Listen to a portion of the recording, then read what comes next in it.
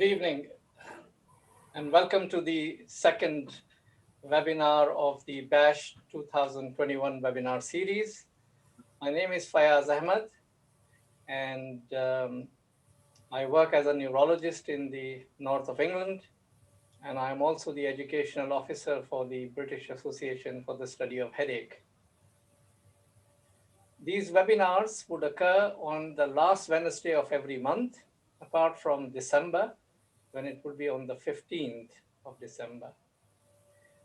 In these webinars, we would try to cover all aspects of headache disorders, starting from history taking right up to the minor or rare headache disorders. I'm very grateful to all of you for registering in big numbers and attending the webinar. I'm also grateful to our panelists today who have taken their precious time to prepare talks and are present this evening. I'm also grateful to BASH and the BASH Council and Mark Wetherell, our chair of the organization, for the support and help. And I'm very grateful to our sponsors who have given us unrestricted educational grant.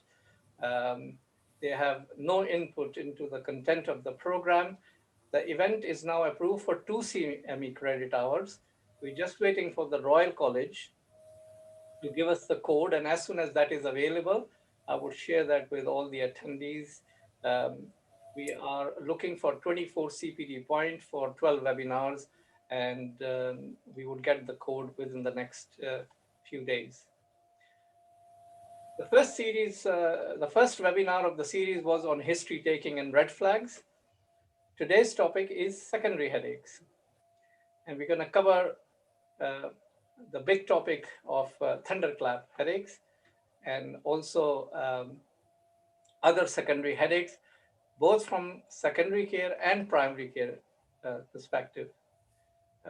We have 3 eminent speakers who would cover all of them, and then we would have plenty of time for discussion. After the 3 talks, we'll take the questions at the very end. Keep typing your questions, and we either answer directly or keep it for the live sessions. So without wasting any further time, let me introduce you to the first speaker, Modar Khalil. He's a consultant neurologist, the same hospital where I am. Modar was trained in Yorkshire, as well as in King's College London with Professor Peter Goadsby. And he is going to talk about the thunderclap headaches. I'm very grateful, Modar, in spite of being COVID positive. Thank you. You're still here to deliver the talk, and you look quite fresh. Thank you. So you're going to talk about thunderclap headache, yeah?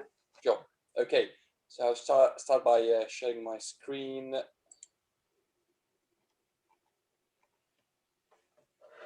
Okay.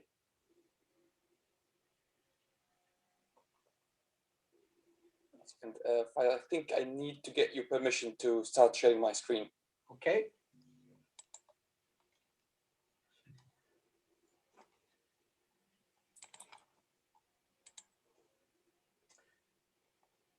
Yeah, I think you have the permission. Thank you.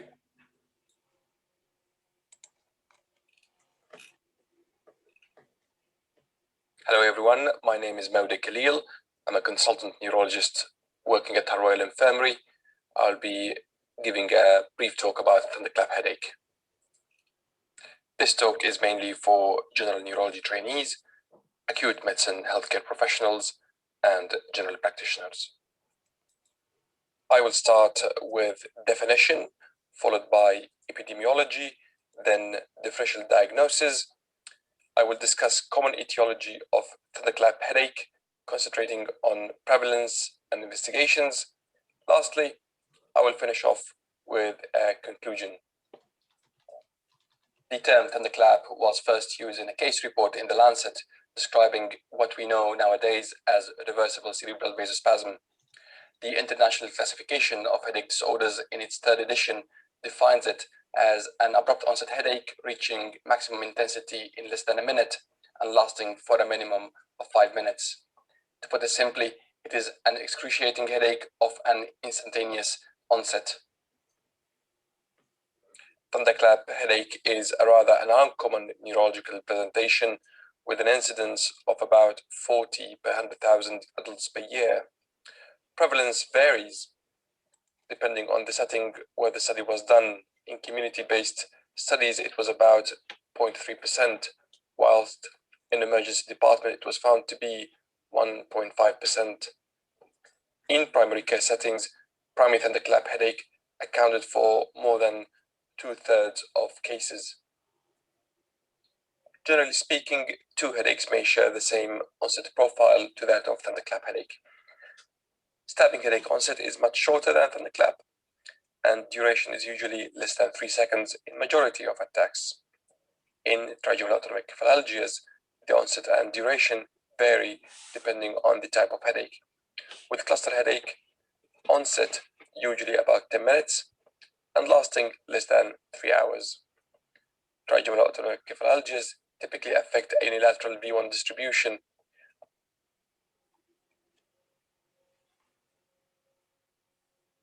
Unlike the other two, although a third of stabbing headache patients report attacks restricted to one area. Trigeminal autonomic kephalgias stand out from the other two conditions with their unique associated autonomic features ipsilateral to the pain. When a cause for thunderclap headache is identified, it is considered a secondary headache. Broadly speaking, this could be either a vascular cause, like in this list, or a non-vascular cause, like in this.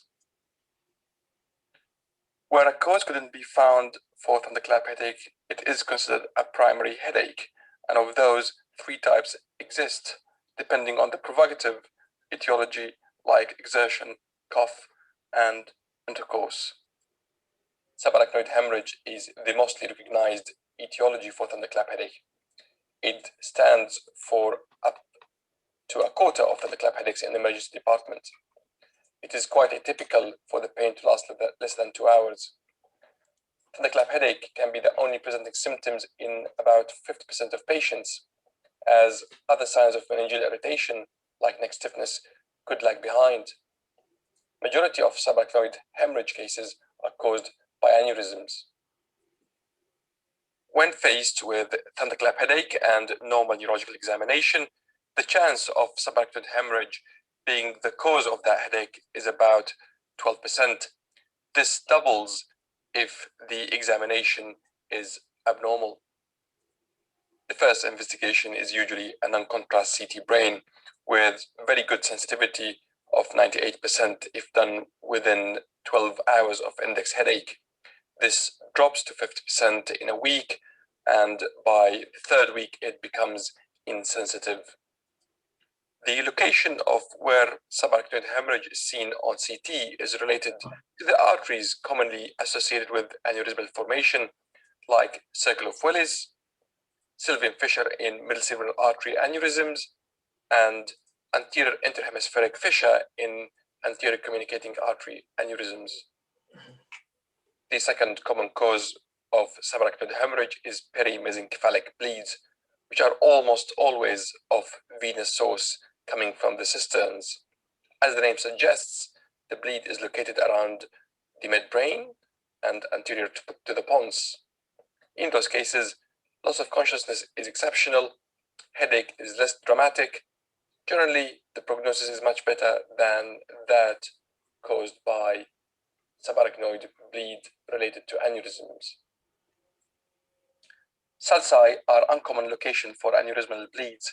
Generally speaking, reversible vasospasm is a common cause for sulcal bleeds in those younger than 60 and cerebral amyloid in those above 60. Lumbar puncture is key investigation. In the context of subarachnoid hemorrhage, spectrophotometry offers the best sensitivity, which lasts for 2 weeks after the index headache. Some labs report bilirubin and oxyhemoglobin. The absence of one of these would argue against subarachnoid hemorrhage. Red cell count in CSF can have some utility if the test is done within 48 hours of the ictus. It is exceedingly rare in this case to have red cell count less than 1000. It is very important to check CSF opening pressure, which is commonly overlooked. MRI has comparable sensitivity for acute bleeds to that of CT when done early. However, it outperforms CT scan from day 3 onwards, as CT sensitivity drops below 80%, like in this example when the patient had their CT scan done 3 days after their index headache. This was reported to be normal, but on the same day, the flare MRI scan does still show the subarachnoid bleed. Could thunderclap headache herald an aneurysmal bleed? Well, it is thought that up to half of those who had aneurysmal bleed reported a thunderclap headache well before the bleed. However, this comes from retrospective studies, and recall bias could have undermined the accuracy of the conclusion. In prospective studies, there is no strong evidence for the above. In fact, in 5 follow-up studies in patients presenting with thunderclap headache who had normal neurological examination, normal CT, and lumbar puncture, a follow-up for up to 3.5 years didn't record any subsequent aneurysmal bleeds. Reversible cerebral vasospasm is another important cause for thunderclap headache. It is typically defined as recurrent thunderclap headaches, an average of about 4 over a period of 1 to 4 weeks. Young people and females tend to be more affected. CSF is usually normal or near normal. The hallmark of the condition is typical reversible angiographic changes. Here we see the typical angiographic diffuse multifocal segmental spasm and other potential sequelae like cervical subarachnoid bleed, intracerebral bleed, and stroke. From radiological point of view, the main differential diagnosis for RCVS is primary angiitis of the CNS. RCVS2 is a helpful tool in distinguishing RCVS from other causes of intracranial arteriopathies, utilizing clinical and imaging features with good accuracy. Cervical artery dissection is an uncommon condition in young population, yet it is an important cause of young strokes. Less than 1 in 10 of those affected present with pain only. 20% report thunderclap headache. The ischemic sequelae of dissection could lag behind by a median of 4 days in anterior circulation dissections and 14 hours in posterior dissections. Doppler ultrasound scan is useful only in checking the cervical portion of the carotid arteries. And here we can see the double lumen sign. This is also appreciated on Ct Angiogram, which outperforms Doppler. MR angiography with axial T1 fat-SAT sequence is considered the best investigating test to confirm dissection, as we could see here the crescent sign, which is the hallmark of dissection. Cerebral venous sinus thrombosis could present as a thunderclap headache in up to 1 in 6 cases. The condition is commoner in young females. The commonest risk factors for cerebral venous sinus thrombosis are old age, malignancy, thrombophilic tendencies, as well as hematological disorders. The classic direct sign of cerebral venous thrombosis, like the dense delta sign on the left and the cord sign on the right on non-contrast CT scan, as well as the empty delta sign on contrast enhanced CT scan, are not very commonly seen. More commonly seen are the indirect signs of cerebral venous sinus thrombosis in at least half of those cases, like the venous infarction and the subsequent intracerebral bleed. CT venogram as well as MR venogram are quite useful tools in confirming the diagnosis. Although headache has been reported in up to a third of ischemic strokes, with the size of stroke and posterior circulation strokes being the most important risk factors, thunderclap headache as a presenting symptom in ischemic stroke is quite rare. In fact, before 2007, there were only a handful of case reports. Another rare neurological and endocrinological emergency that typically present as thunderclap headache is pituitary apoplexy. Almost everyone present with thunderclap headache in that condition. The vast majority of patients would report ocular motility deficits or visual disturbance. Vomiting is understandably quite common as well. The commonest causes for pituitary apoplexy are head trauma, pregnancy, bromocriptine for pituitary adenomas, as well as pituitary irradiation. Pituitary tissue is isodense to cerebral tissue on CT, hence is usually insensitive to apoplexy when caused by pituitary infarction. It can still detect apoplexy caused by bleed if it is big enough. MRI scan is the main radiological diagnostic tool to check for apoplexy, as in this quite dramatic case. Posterior reversible encephalopathy syndrome, or PRES, is rather a rare cause for thunderclap headache. Typically, the pain is of a gradual onset with a multitude of other symptoms like nausea, vomiting, seizures, and encephalopathy. The condition is linked to different etiologies like eclampsia, renal failure, medications like cyclosporin and tacrolimus. MRI is very helpful in diagnosing the condition. Classically, the vasogenic edema is posteriorly located and best seen on FLAIR sequence, which is further confirmed with DWI and the ADC sequences. Obviously, the condition and the edema could affect any area of the brain and could lead to significant cerebral damage. One of the important non-vascular causes for thunderclap headache is intracranial hypotension.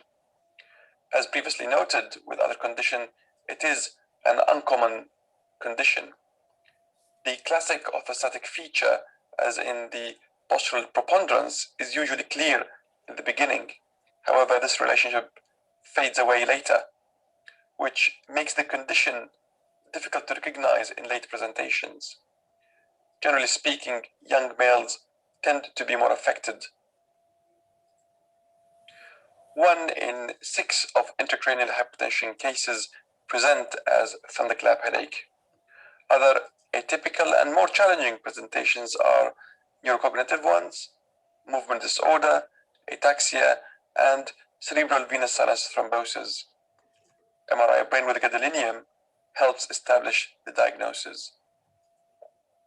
Radiological signs of intracranial hypertension on MRI scan are pachymeningeal enhancement, venous distension sign, as we could see here in the red arrow, where the inferior margin of the dominant transverse sinus becomes convex as opposed to straight or concave, mammillary pontine distance of less than 5.5 millimeters, and mesencephalic pontine angle of less than 50 degrees. Intracranial infections are usually associated with gradual onset headache. In a community-based Dutch study, 3% of thunderclap headaches were thought to be secondary to intracranial infections. When thorough investigations don't reveal a cause for thunderclap headache, it is considered a primary thunderclap headache. Those primary thunderclap headaches could be either provoked or unprovoked. Valsalva-induced headaches, mainly cough headaches, are the commonest cause for provoked primary thunderclap headache. The prevalence of cough headache is different in different settings. So in outpatient headache consultation, it accounts for 1% of complaints. However, in cough clinic, 20% of that population report cough headaches. Cough headaches are symptomatic in about 40% of cases.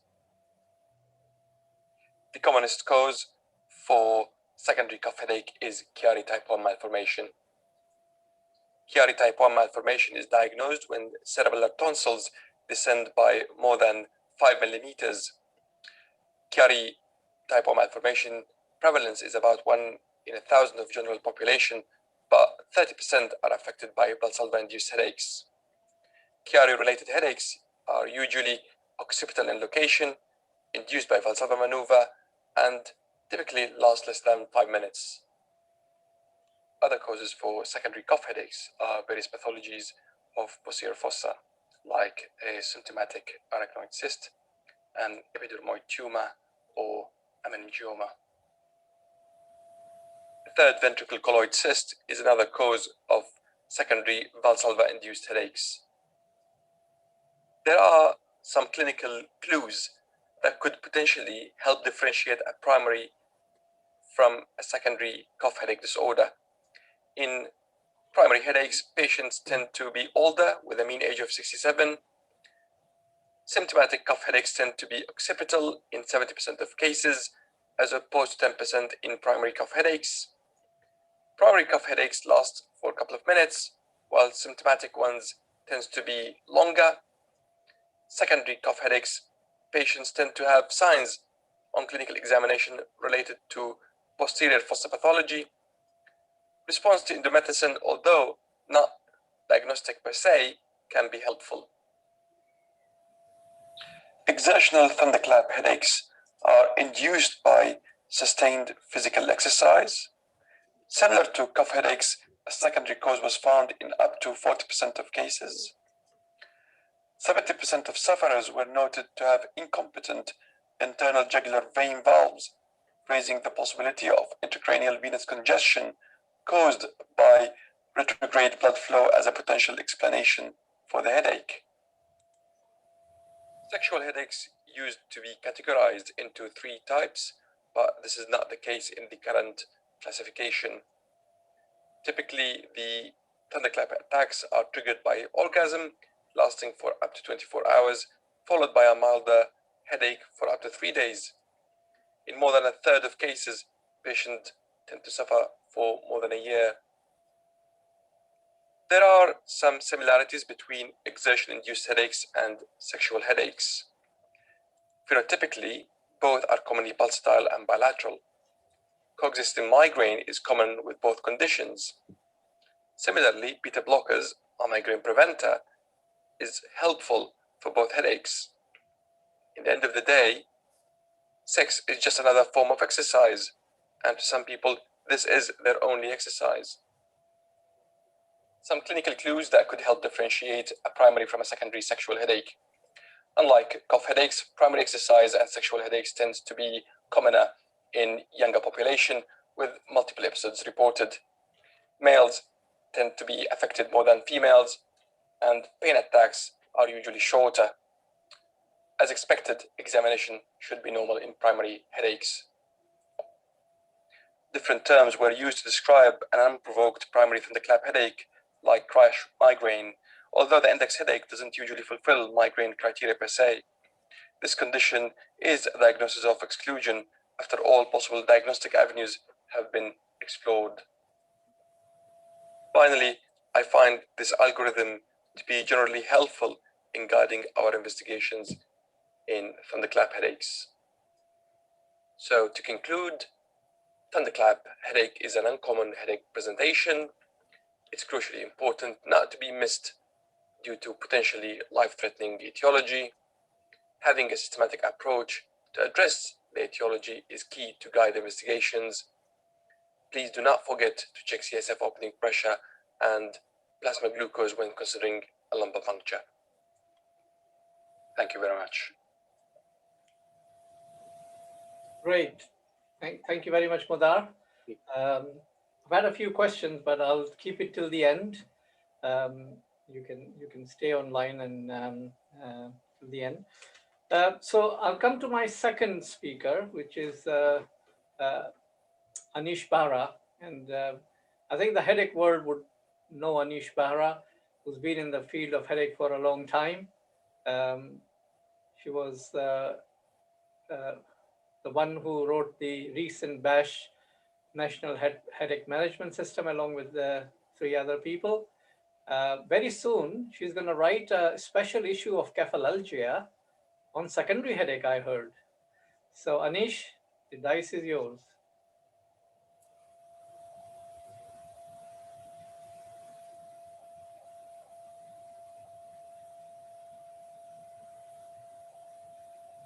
Okay.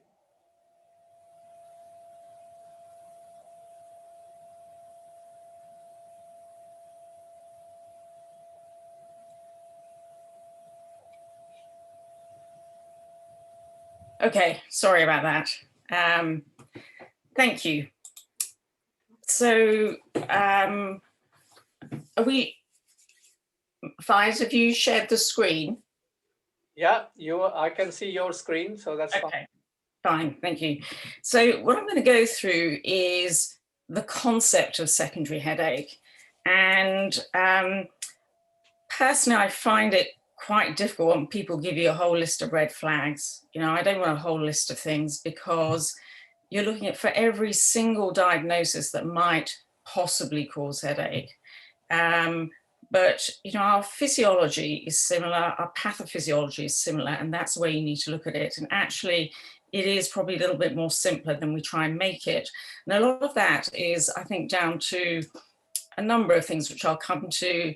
Obviously, not missing something which has mortality, the medico-legal concepts, the patient who often wants a scan.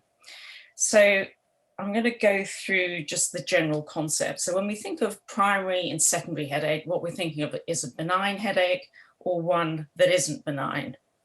So the classical is your idiopathic, or what we now call primary, your migraine, tension type cluster, and then your secondary, which really should be secondary to a different pathology. So your typical ones patients are worried about is your tumor, infection, raised ICP, and numerous others. And what we're looking really at is primary headache is about morbidity, whereas secondary headache, there may be an associated mortality with that morbidity. And that is the fear that secondary headache drives.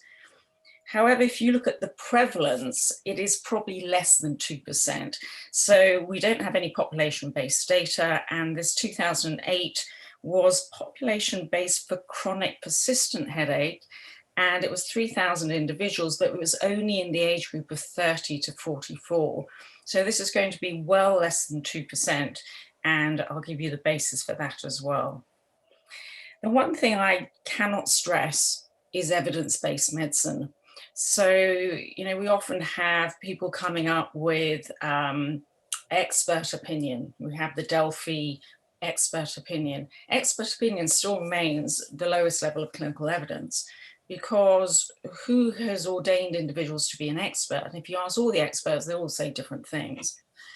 So what you need is you want the evidence, and when there's a lack of evidence, you then have opinion, but there needs to be a basis to that opinion, and that will give you the best combination. So the whole issue is when do you scan headaches? So first you need to know what's the risk of picking up something abnormal in somebody who has no symptom. Then you compare it to headache, because what we get now is we get these whole lists of red flags, but a lot of this is biased populations. So they're looking at people with tumor or looking at people who've come in through with a certain disorder. But you have to know what is normal before you can say what is abnormal. So you want to know when that headache is likely to be associated with some sort of mortality rather than just the morbidity of the disorder. So I think the first thing you have to look at headache in normals. So if you look at this, so this is the first one is the German Air Force, so army recruits that had every test under the sun. We have study volunteers in the second, so the age group is much higher, so 3 to 83. Study volunteers again, so the third study was a paid study. The 2007 was the Rotterdam Study, which was looking at aging in the brain. So what they had was they had volunteers who selected to be scanned over a period of time. And then this is a systematic analysis in 1999. So almost 20,000 people, huge age range. And in essence, what this shows you that your risk of picking something up is about 2 to 9%. So I normally say to patients 6 to 10%. That actually increases as you get older. The risk of actually picking something up that you might do something about is different. So that goes down to 1 to 2%. And what you have to remember here, this 1 to 2% is in an asymptomatic population. There's nothing wrong with these people. You've just done a scan and you've picked up this abnormality. So this one in the 15,000, what they did was they took away vascular, so white matter lesions, small vessel disease, and they found 0.7%. They found an incidental neoplasm. So when you're doing scans for reassurance or you're reassuring yourself, the patient, you have to think, okay, there's a 6 to 7% chance that this scan is going to be abnormal. Is it related to what I'm treating the patient for? Always treat the patient, don't treat the scan. And this is what's happening. So the number of scans that we have ordered has tripled. So from about 5% in the 1990s, it's gone up to about 30%. The probability of picking something relevant up has got even less. So let's have a look at what this study found. So these were considered to be the abnormalities. So a lot of these you wouldn't do anything about. And this was the group where it was thought to be something you would do something about. In fact, a hypophyseal adenoma, you probably wouldn't. Only a small proportion will increase in size. The prevalence is 10%. Epidermoid, CPA, you would. The pilocytic, you would. Glioma, lipoma, probably not. So even in this group, you could probably take out 6 of these. So a lot of this is also in interpretation. So this is looking at the headache population. And so this was the American Academy of Neurology in 1994. They scanned 1,000 patients and they found that those who present with typical migraine with or without aura or tension type headache, your risk of picking something up was 0.4%. And in fact, for 2 of them, they had a surgical procedure, nothing happened to the headache. So it's probably even less. The group that had atypical, so we see a lot of atypical. The problem is we have an ICHD classification. You don't have to say atypical. It will fit into one of those categories if it's probable migraine, tension type, but that is higher at about 2%. Here we have non-acute headache in a neurology clinic in 2006. So the abnormality 0.9%. So these are relevant abnormalities, not the incidentalomas. This is a chronic headache, the 1994 one, 0.01%. CT, so we know MRI is better at picking things up. This is again, isolated chronic headache. Now this last one is a little bit higher because this is an emergency. This is emergency medicine where then they were transferred to a neurologist. So this is 1.5%. But if you took that away, the relevant abnormality in terms of numbers is even less than the figures I showed you for an asymptomatic population. So it is not more. So headache is not an indicator by itself of a secondary pathology. So this was another one which again showed you chronic patients. This was again a systematic analysis looking at new or change, very small numbers, but also not very good quality studies. We always have this pattern of if it's new or change, is there a risk of a relevant pathology? And then here we have the 239, all of these were admitted for possible subarachnoid, which goes up to 43%. So who sees secondary headache? A&E sees secondary headache. So you don't see it in primary care, you certainly don't see it in neurology clinics, you consistently see it in A&E. And that's probably why to some extent we don't really have very good population data. And why do patients present? They present largely because of the severity and the recurrence. They only present in less than 20% if they have something additional. So half of those focal neurology, half of those systemic features. And I think probably the best of these studies is this Locker study still. So this is done in Sheffield, and they looked over a period of time. So you've got your 560 patients or so. They looked at all headache. They had their diagnosis made, they followed up all headache at 3 months, so they didn't miss any potential secondary headaches. And they found the instance of a secondary relevant pathology to that headache was 13.4. But in fact, when I looked through every single one, as a neurologist, you would take that down to 9.4. And again, we have about the same, so 5 to 9% have an abnormality. This is, going back to your non-acute headache where it's 0.4, 0.0%. The large proportion, as you see here, is a primary headache disorder. And what they found in all of these studies is this is the most consistent thing. The one isolated headache phenotype without anything else, which has the highest probability of picking up a secondary pathology, is thunderclap. And I mean, it's interesting with severity. It's not about the severity. It's how quickly it comes on. So the ICHD has up to 1 minute, but the longest time reported for a subarachnoid is 5 minutes. So actually that is incorrect. Abnormal examination always comes up in relation to that headache, associated features, and what they found in all of these groups, and what you'll see in all of these studies, as people get older, the probability of picking something up gets higher. So most of the studies I presented before, if they found something, it was high in the 65 plus group. And if you take sudden onset abnormal examination over 50 years, just one of those will give you almost a 99% sensitivity. Obviously, it's not going to give you specificity. So this is what you need to remember. So in fact, it's not the headache that you're worried about, it's what happens with the headache. And what I would say is that any headache phenotype, which I will go through, with those features, so if it starts off thunderclap, if it is with focal neurology systemic, you would then investigate it. And the difficulty with thunderclap is, so the study that Modar presented by Lynn is the best study, because what they looked at was primary and secondary. And what they found was there is no way you can differentiate primary and secondary thunderclap headache at presentation. There is no difference. You have to investigate them all. And the whole hypothetical concept of sentinel hemorrhages is the proportion who have thunderclap beforehand is the same in primary and secondary thunderclap. So it doesn't help you. And this probably talking about I put a full reference here. This is a 2020, oops, sorry, this is it's quite short. It's on PMC, so you don't have to go into some website, university website to get it. It's a very interesting concept on why do we still keep imaging headache? And what they did, the American Journal of Neuroradiology is, they developed this sort of strategy.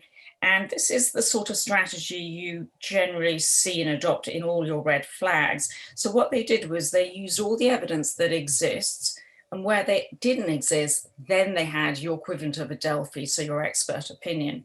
So sudden, severe, so we know the severity doesn't help you, although thunderclap usually is the most severe that they've had. Headache with optic disc edema, essentially this is headache with focal neurology, and that's probably the hardest, because everything else is fine. So idiopathic intracranial hypertension, they walk in, they're fine. Only 50 to 60% actually have headaches. So you have to remember that. And it's looking at the optic discs. Now, this is a difficult one, progressively worsening headache. We're not quite sure if that is the case. The Locker study didn't find that, but the red flags definitely. So most of what I'm presenting to you is non-traumatic headache. If there's recent trauma, you have to scan them. If you have precipitated, so as I mentioned, as Modar mentioned, thunderclap precipitated by sexual activity, exertion, you can't tell if it's primary or secondary, so you have to scan them all. Neurological deficit, over 50. Now, cancer and immunosuppression does not come up. You only see this in populations of those people. So the question is, do we just not see them when they come to primary care, secondary care, tertiary care, because they are in oncology clinics, or they're in in the olden days when HIV couldn't, it wasn't treatable in HIV clinics. So we don't see them, but as yet, I've not seen that in a general population base. As I was mentioned, 50 years old, it's all downhill, unfortunately. And then you have your 4, 5, and 6. So the probability is lower and lower and lower. And what I'd say is that if you have an unusual phenotype, which is new onset, so cluster headache and related, it's already mentioned the cough, exertional, sexual headache, without anything else, I think you should scan them because we don't have enough data, particularly with the trigeminal autonomic, whether we should not scan them. And then the chronic, now the probability of picking something up in a chronic headache that is relevant to their headache is pretty much 0. So then comes the question, what about scanning for reassurance? And I really like this study.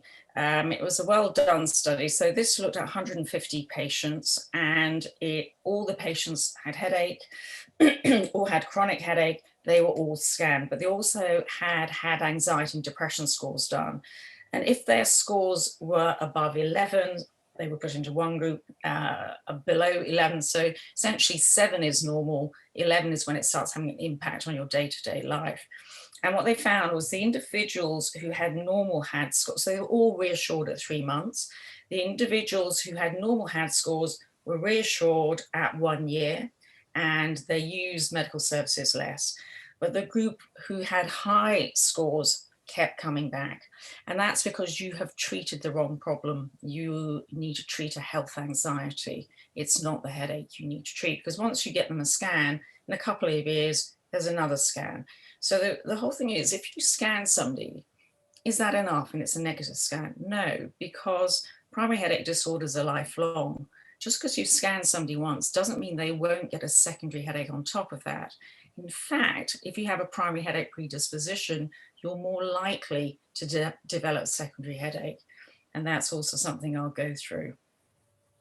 So what we found here, less anxious, all of them at 3 months, not maintained at 1 year, had positive patients cost less, negative patients cost less at 1 year, and they used medical services less. So sorry, that's a typo.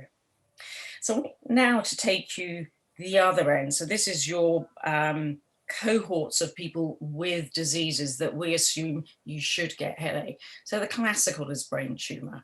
So brain tumors don't present with headache. They present with seizures and they present with focal neurology.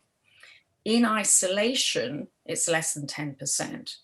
And by the time all of these patients are diagnosed, none of them have isolated headache. And always remember, this is your asymptomatic group.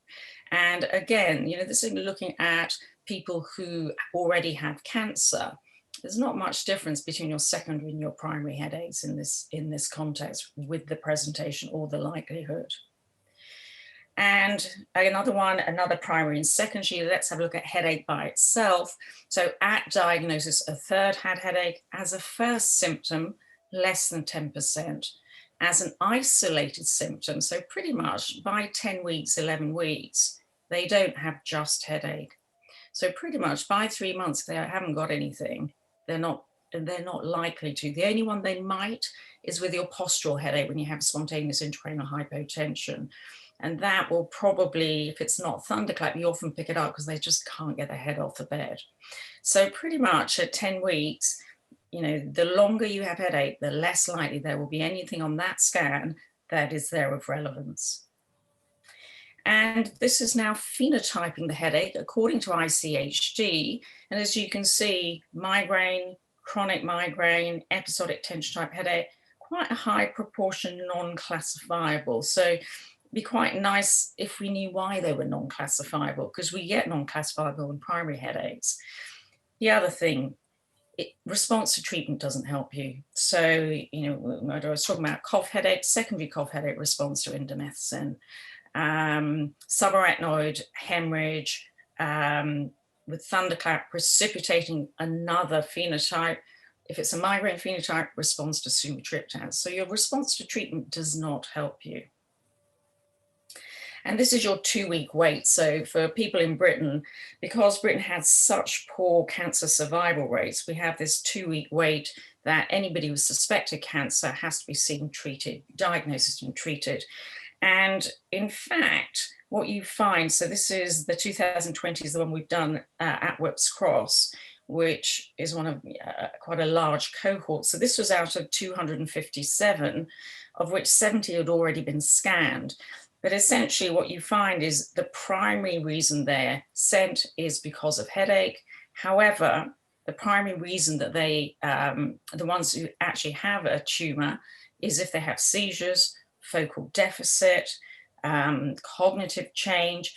And this whole thing of headache features of raised ICP, if you look at all the studies of brain tumor, raised intracranial hypertension, there isn't a higher prevalence of this headache because these people have precipitated migraine. 40% of migraineurs will wake with their headaches at about 5 in the morning. That goes to about 60% as we get older. And in fact, in our 2020 study, we found that actually this whole features of raised ICP, which doesn't exist, was a negative predictor. This is again another secondary headache, brain injury. So here we go again. The majority of these, in this case, you could identify with a primary headache phenotype, only 6% non-classifiable. And what they found was there's a higher proportion in this group who have either past history of headache or a family history of headache. So it's trait, genetically predisposed. This is the IIH study. 165 patients, I think. Again, these are the phenotypes: migraine, tension type, probable migraine, probable tension, and a big proportion of medication overuse headache. Again, what they found was when the IH went into remission, the headache didn't. The headache disability did not reflect the ICP, and they carried on having headache because they have migraine. And all that's happened is those genetically predisposed, it has been precipitated. And we know that now the ICHD has changed, that you have a headache, just because it doesn't go away doesn't mean the pathology is still there. It's just that you have set that process up and you treat the two absolutely independently. So if you find somebody with a headache, you treat them by phenotype, you treat what you think might be associated, but the two are very rarely correlated. So your response to treatment and your clinical syndrome are not reliable to tell you if you're differentiating primary from secondary headache. So just to finish off, the way to think about this is your brain network. It's the same brain, okay? It's precipitating the same process.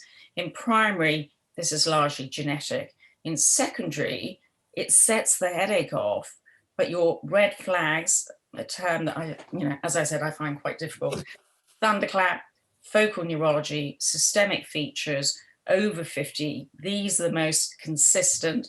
If you find an unusual syndrome like cough, exertional, one of the cluster headaches, new onset, I would probably scan those. So what I would say is here, the focal neurology systemic is your typical migraine with or without aura and tension type headache plus. So when you see meningitis, meningitis is neck stiffness, photophobia, nausea. What's that? It's a migraine. One of the most common premonitory symptoms before migraine is neck pain. What tells you it's meningitis? A temperature, and they're sick, and there's a rash. So it's the additional features.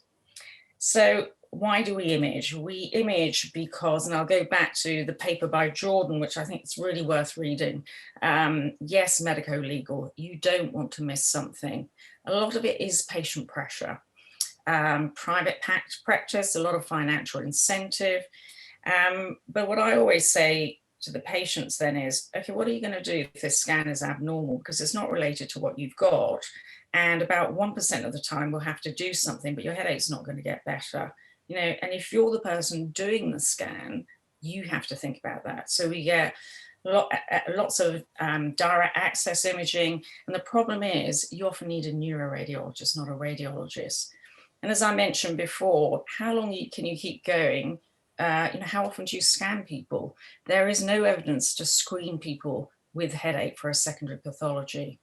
So the most important thing, I think, is do no harm And absolutely, it has to be evidence-based medicine. Otherwise, you don't have a leg to stand on. So even if you do all the tests, you may still miss something unless you stick to evidence-based medicine. Thank you. Wonderful. Thank you very much, Anish. As always, very grateful, very concise, and very evidence-based. So stay online and we'll take the questions at the end. So let's move on to our third and final speaker, Kennis. Kay is a general practitioner in Bradford with a special interest in headache. She has given a lot of talks on the primary care and headaches. And she was a member of the NICE guidelines, modified NICE guidelines in 2015, the CG 150. So she has a lot of experience in persuading NICE, particularly when it came to the recommendation of amitriptyline.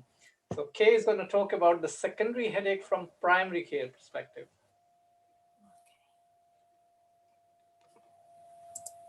So if I just see if I can share my screen with you now.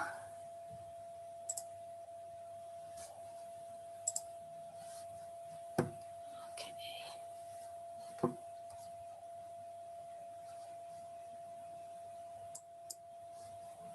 Sorry, just trying to figure out how to start the PowerPoint. Can you see my screen? I can, yes. Okay. Just can't seem to start the PowerPoint at the moment because my Zoom controls are covering the top here. Slideshow here?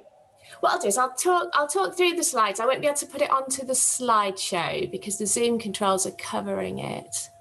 If you go to the bottom, you might go right to the bottom. Yeah. And go to your right. Yeah. And you'll see a little screen on there near the positive negative %. That's it. Keep going. Keep going across nearly to the end. Just here.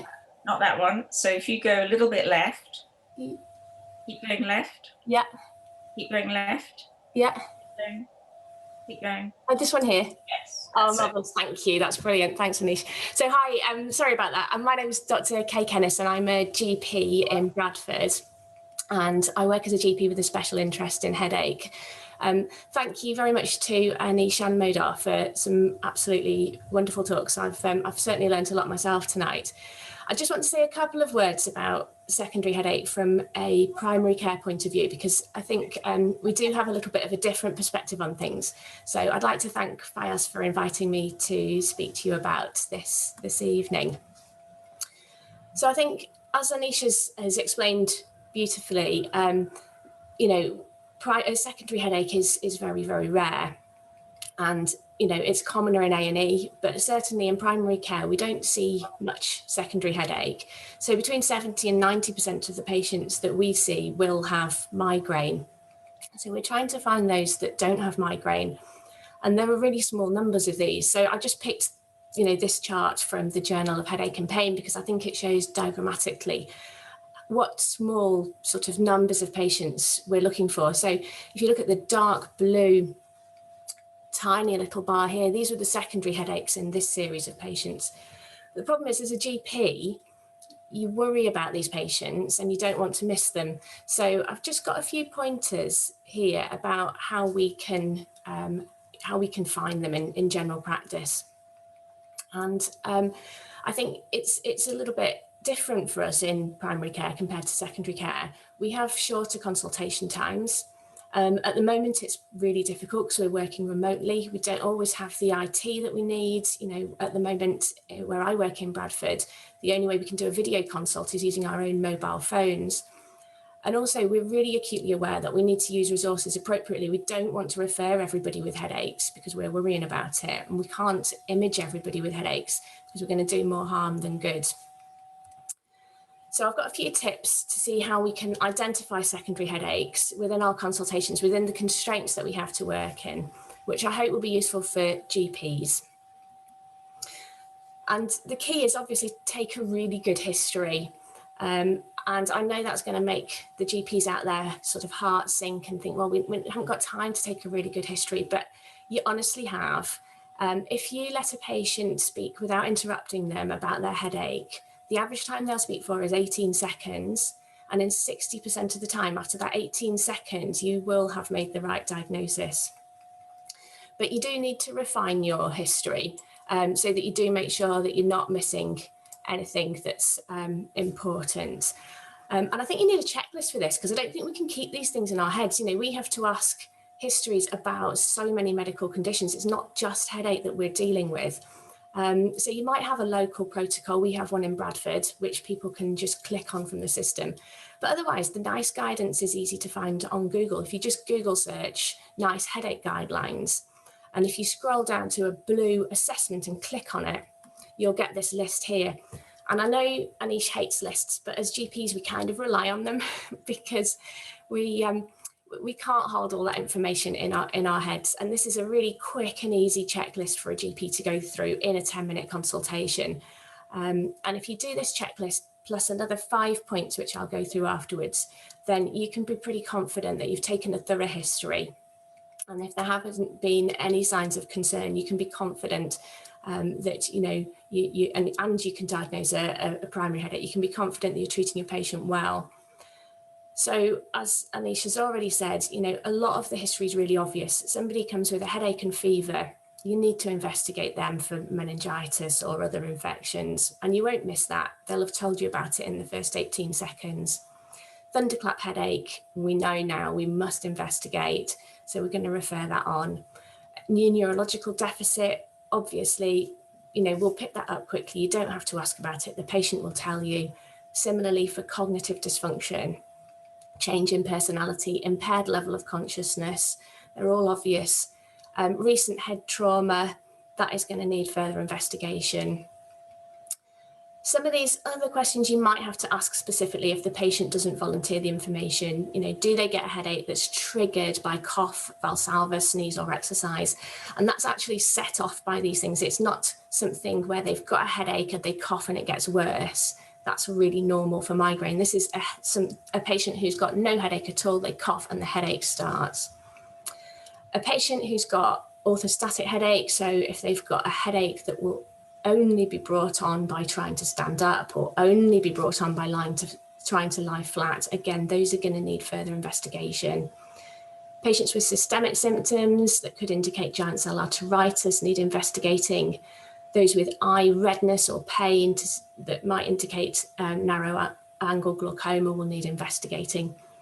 And those with a substantial change to the characteristics of their headache might also need to be thought about more carefully.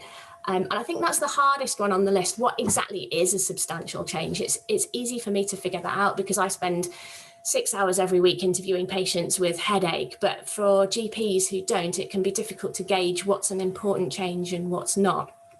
And it's something really different. So, for example, a patient who'd got previous mild intermittent migraine suddenly gets a gradual onset headache that then becomes so severe they can't get out of bed for several weeks. This is a lady I saw recently in clinic who you know, I scanned because that was really out of keeping for normal for her. And she's got bilateral subdurals on her MRI scan, which we're still waiting to see why that is.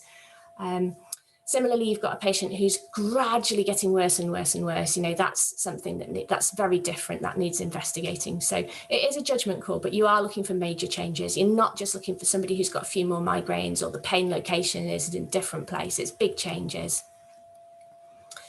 And I just wanted to reiterate exactly what Dr. Bahra's already said, that these are the four main indicators for serious headache, and we need to keep these in our head. So a thunderclap headache needs investigation. Headaches with persistent neurological deficit, those with associated systemic features, and age greater than 50. On the NICE checklist, they don't mention age greater than 50, so you need to keep that in your own head and remember that. And then there's really only another 5 things that you need to remember on top of looking up the NICE checklist, I think, that are important. And number 1 is ask the patient about the medications they're taking. So by far, the commonest cause of secondary headache that we get presented with in primary care is analgesic overuse. And I just can't stress this enough. So you need to ask the patient what they're taking, and it's not just the stuff you prescribe, it's things that they buy over the counter as well. So if they're using paracetamol or ibuprofen or other simple analgesics on 15 days or more a month, then they can develop and probably will develop analgesic overuse headache. If they're using triptans or opiates on 10 or more days of the month, again, that can cause analgesic overuse. The second thing that I've started doing in the last year is asking them about weight, because we're not seeing patients face to face at the moment. And if you have a patient who has a raised BMI, then you need to have your antennae twitching about obstructive sleep apnea and dig into that and ask a little bit more. And also consider idiopathic intracranial hypertension, ask more about any orthostatic features. And the other thing, number 3, that I've also been doing more this last 12 months is asking the patient if they have neck problems. Because I think because we're not examining so many patients face to face at the moment, we're probably not missing many neurological signs, I hope. We'd bring patients in if we were worried that we might be, but we probably are missing MSK problems that are causing headaches in that way. So do ask if they've got neck problems.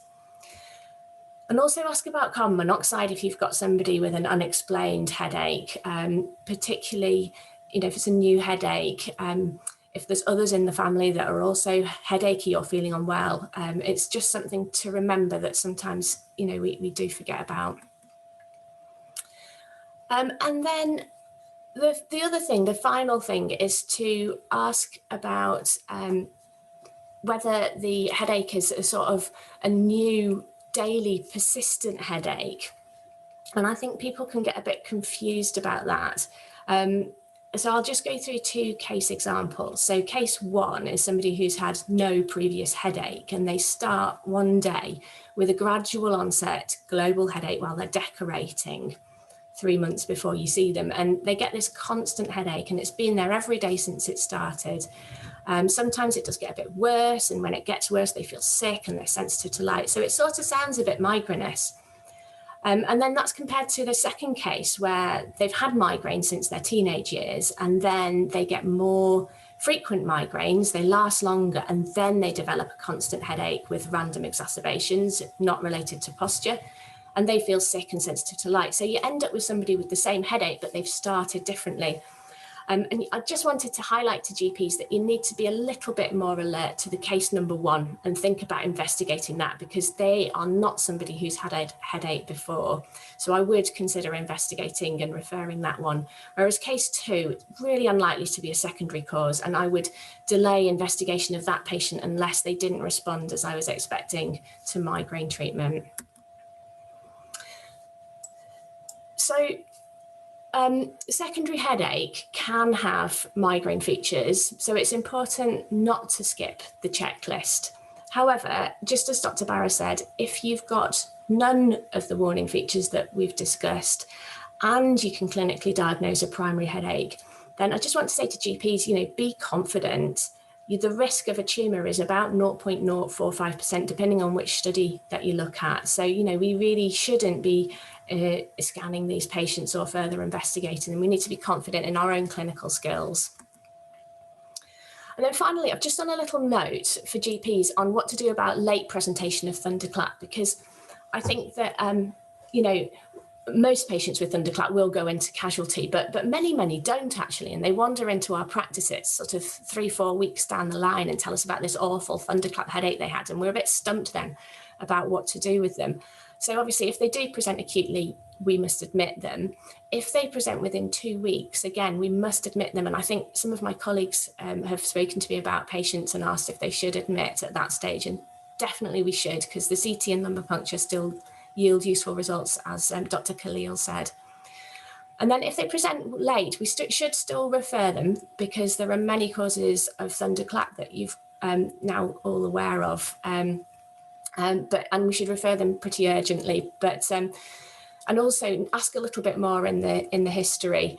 You know, have they got features that might suggest they're at risk of thrombosis, and, you know, document all this on the referral form so that the neurologist who triages the referral can triage it appropriately to be seen at the right time. Just wanted to put down my 5 favourite resources for to share with GPs, because these are really helpful for practically managing your patients. So the headache.org UK website is run by BASH, and it's got some marvellous patient information leaflets on there, particularly for the sort of rarer primary headaches.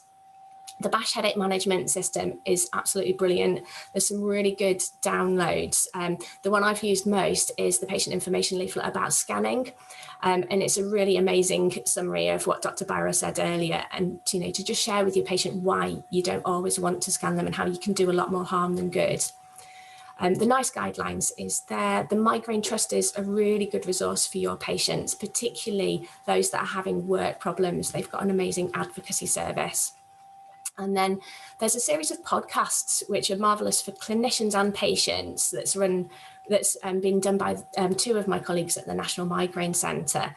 So that's got it's got loads of episodes now. They're only 20 minutes long, really accessible and really good. So you can find that needle in the haystack even when you've got 10-minute consultations and no IT. So be confident. Thank you. Thank you very much, Kay. It was a very good primary care perspective. And we try hard to get a primary care view in each and every webinar, because obviously the thinking of the 2 sectors are sometimes different. And I think it is very good to then see whether we are talking with the same knowledge and background. So let's start some questions. Okay, so I've got a first question from Anish Bahra. I think he's he is a neurosurgeon in Hull. And Modar, he asked the question that in his experience, a lot of patients with pituitary apoplexy present with gradual onset headache. Now, what is your experience? So I looked into literature about pituitary apoplexy. By the year 2000, there has been about 43 cases reported, and all of them really do mention that the presentation was that of thunderclap headache. Now, almost everyone with pituitary apoplexy will have a headache. The presentation, as said in medical literature, has been always reported as being thunderclap. The condition is very rare. I mean, looking at literature in one of the centers, they probably had about an average of about probably 3 cases a year, 2 cases a year. Yeah, I mean, in my own experience, it's been a thunderclap, and they had a CT and lumbar puncture done and was normal and was sent home, and the next day patient presented with blurred vision and diplopia. So I think it's more the presence of visual symptoms as well. Yeah. What do you say, Anish? I mean, yeah, I think what you have to remember is that it's publication bias, isn't it? That's the other thing, is that, so that's why the ones that present gradually, who's going to report them? Nobody's going to report them. So what you really need to do is you need to go to an endocrinologist and say, how many have you got and how did they present? So you literally need all the endocrinologists to get together. So it's difficult. I think it's difficult to know because there is lots of publication bias. Good. So coming to you, Anish, one of your slides that was a study by Locker, there is a variant 3 has got pregnancy in it. I think we try to discourage people to scan during pregnancy, but it says in that variant 3 that you must scan when they are No, so I did mention that is from the Jordan, it's the American Radiology Society.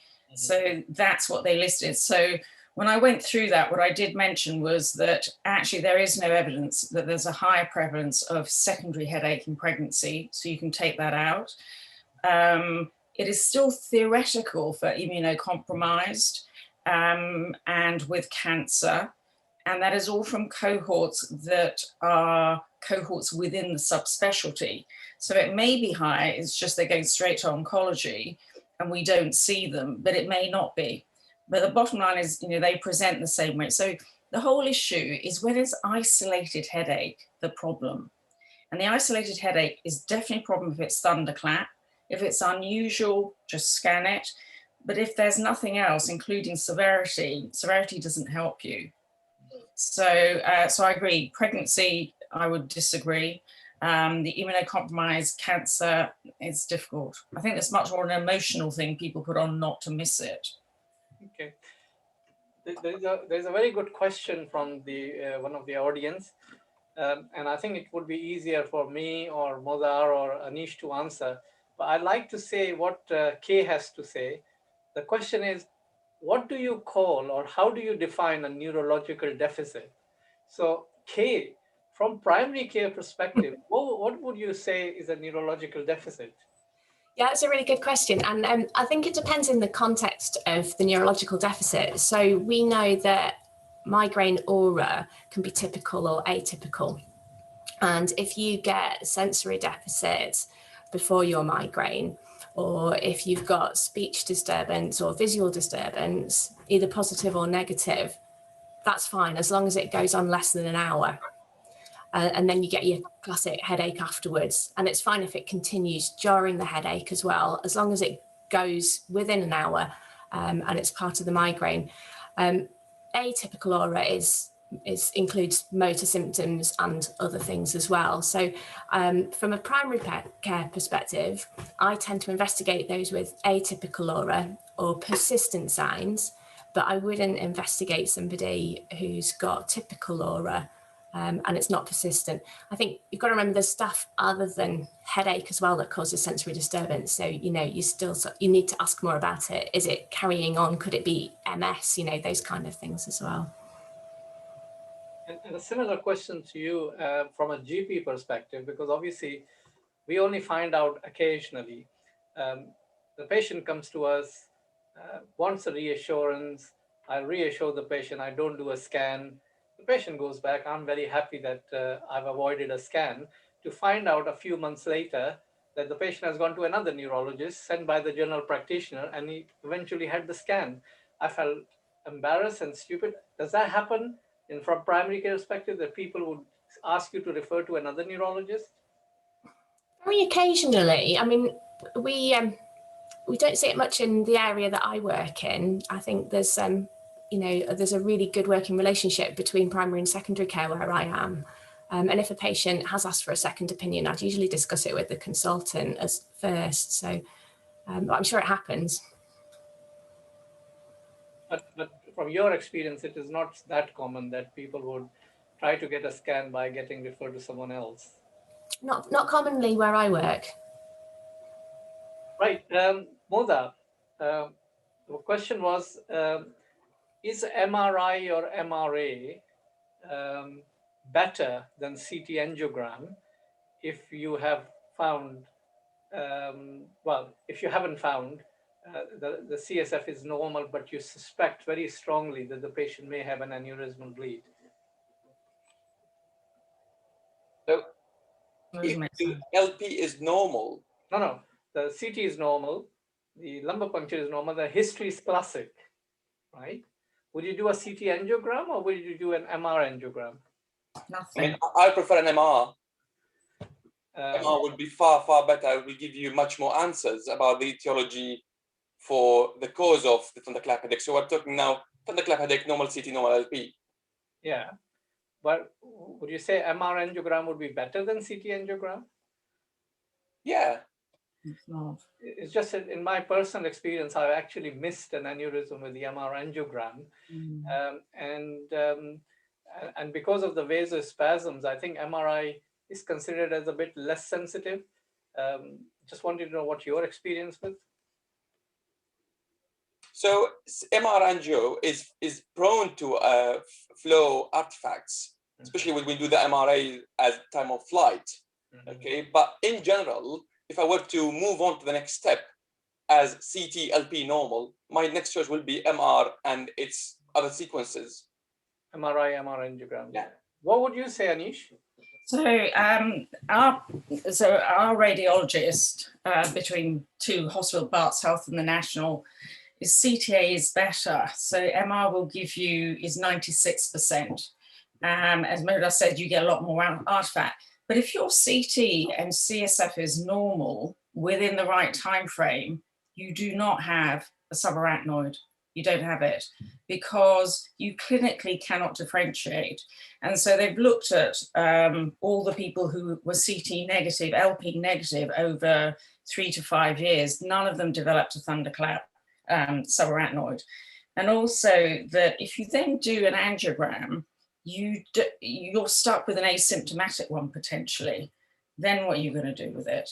So I think that if you're out, the difficulty is if you're outside 2 weeks and you have a negative CSF, so you've got to get them in 2 weeks, then you're slightly obliged to image them, but you may still have the same problem. Okay, and a very similar question again, for a venous sinus thrombosis, cerebral venous sinus thrombosis, would you go for MR venogram or CT venogram? So it depends where the clot is. So a cortical small clot or a deep clot would be missed on a CT venogram. So the best imaging would be an MR venogram with a blood sensitive sequence like graded echo or SWI. That's the best yield. The CT is good, as equal, is similarly good to an MRV when we look at the dural sinuses, the main dural sinuses, but it's not as good in looking at the cortical veins. Okay. So Anish, there was something I remember, I don't remember the name of the author. There was a study published in the New England Journal of Medicine, which said that there were 12% MRIs were abnormal. I think they had probably either incidental infarcts or something else. Do you remember off your head? I forgot. It probably wasn't as bad as 12. I think the highest was probably about 9%. Right. Not 12. Yes, not 12. And that was about infarcts, incidental infarcts. That was all. So the only one that took the infarcts away was the meta-analysis, or the systematic, but that included everything. So white matter, non-specific, microbleeds, everything. So I think the highest was about 10%. Okay. Modar, you said that give beta blockers for, I mean, I like your quote that, you know, sex is a form of exercise and you can get exercise-induced headache. But you can, if you give them beta blockers, they can't get an erection. You've sorted the problem. It works as a prophylaxis then. So it can work. The other option is indomethacin as well. There are some use of indomethacin, prophylactic, like 25 or 50 milligrams an hour before intercourse could help. Okay. I'm just looking for some more questions while you are giving the answer. So would you use something else rather than beta blockers? So I just mentioned indomethacin. So that's seen apart from that, if it is quite frequent? The other thing I may consider will be topiramate. If you were to think about, if you look at the etiology, and if you think about venous congestion as the cause leading to raised pressure within the intracranium, you will be using something to reduce the CSF pressure or the intracranial pressure. And indomethacin does cause that.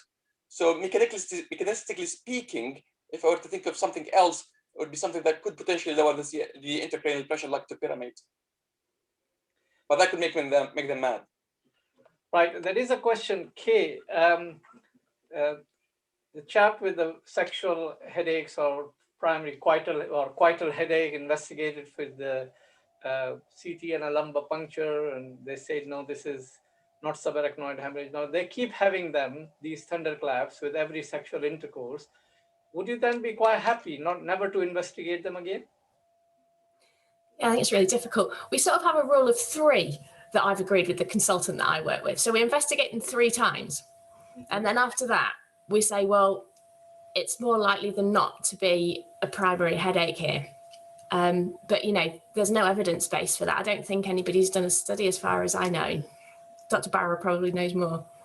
I've always found that really hard. So I think throughout, you know, training, even asking that question, I think it's really difficult because, I mean, it's true, you have somebody who comes in, thunderclap, CT CSF is negative, they may still have an aneurysm, but you don't know if that's going to do anything.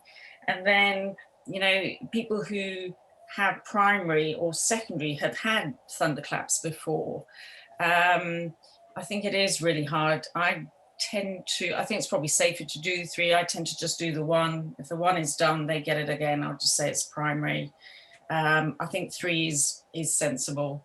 The one thing which is quite nice, if you look at all the longitudinal studies that they did, was that it does tend to settle. So a bit like that when the cough exertional, not that many people have it for a long time. It often settles, and you often see people come back to clinic and it's, you know, it's fine. So it's only the new daily persistent with thunderclaps sometimes that you get a bit of a problem. But I think it's a really difficult question, and you're right, there's no answer. Okay, so Anish, you covered it about imaging, that, you know, reassurance imaging and everything. I'll put it to Modar. Which category do you belong? There is one who scares the patient, oh, don't have MRI scan, you'll find something which is not relevant and you'll lose your insurance for traveling, mortgage and all that. And you scare them so much that they go away and don't have a scan. The other people would say, okay, why not just do a scan, get them out of the way. Which category do you belong to, Modar? Well, I tend to ask the patient what they want in the end. So what they are looking at. Okay, if they are looking at for my opinion as a clinician, and I don't think that they have anything to worry about, that's my opinion. Some people, they came to you not looking for opinion, really. They want a scan, and they will not stop until getting that scan. So what they want. Right, wonderful. There are quite a few questions, but I think we're running out of time. So Kay, Modar, Anish, thank you very much for your precious time. Thank you very much for, and I'm happy that about 160 people are still are attending the webinar. So we would start next month with the primary headache disorders, because we had 2 webinars on secondary headache, and that will be the pathophysiology of migraine next month, followed by the treatment, prophylactic and acute for migraine in April. So thank you very much for all of you to attend, and stay safe, and hope, Modar, you keep feeling better. So stay safe wherever you are, and I'll see you in a month's time. That would be 31st of March. Thank you very much. Thank you, Faiz. Thanks, Faiz.